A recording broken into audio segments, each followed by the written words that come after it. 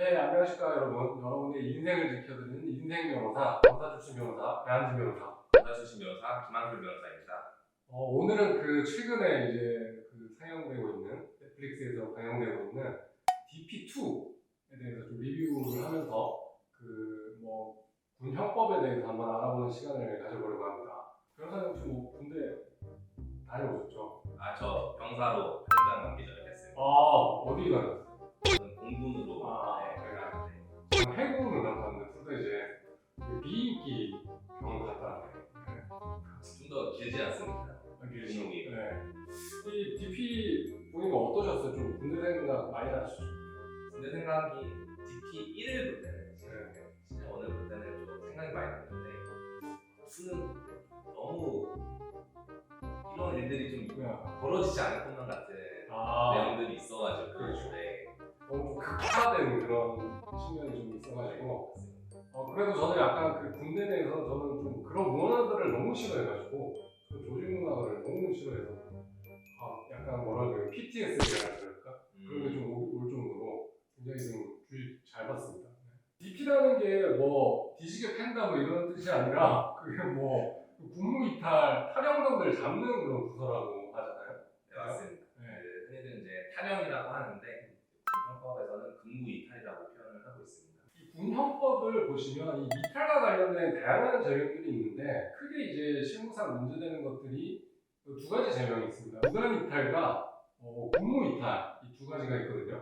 이 차이가 뭐냐면 무단 이탈은 실제로 그 뭐 보직에 종사하고 있거나 현장 작업을 하고 있는 가운데 일시적으로 그 현장을 이탈했다. 그럼 이제 무단 이탈죄로 좀 처벌이 가볍고요.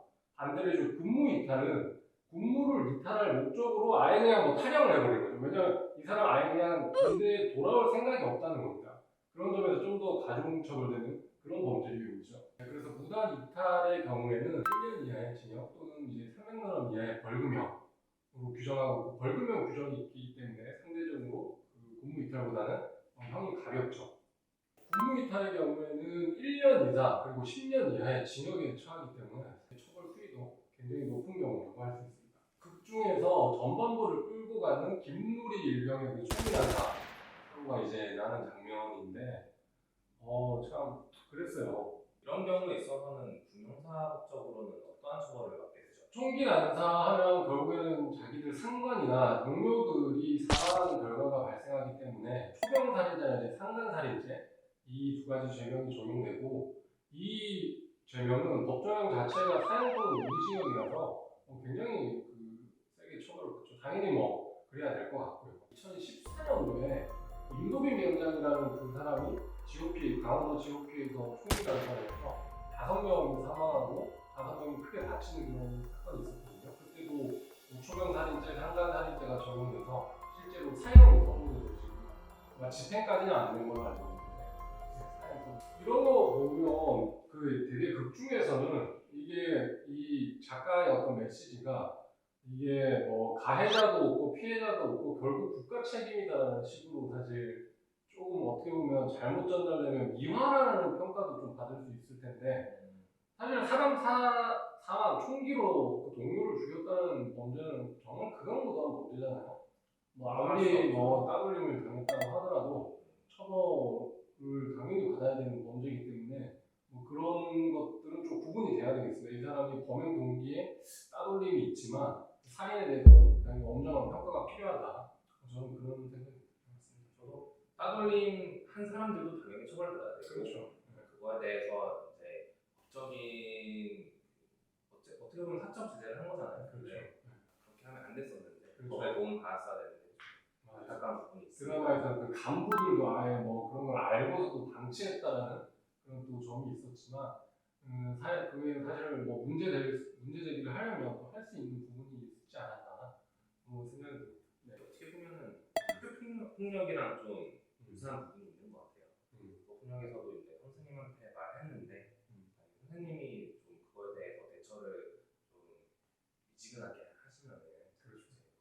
경찰서에 신고하거나 그러잖아요. 군대 내에서도 좀 내부적으로 해결이 안 되면은 이제 신고하는 절차를 거쳤으면 좋았을 텐데 그런 부분이 DP 내에서는 이루어지지 않은 것 같고 현실적으로도 이제 많이 안 이루어지는 것 같아서 안타까운 부분이 있습니다.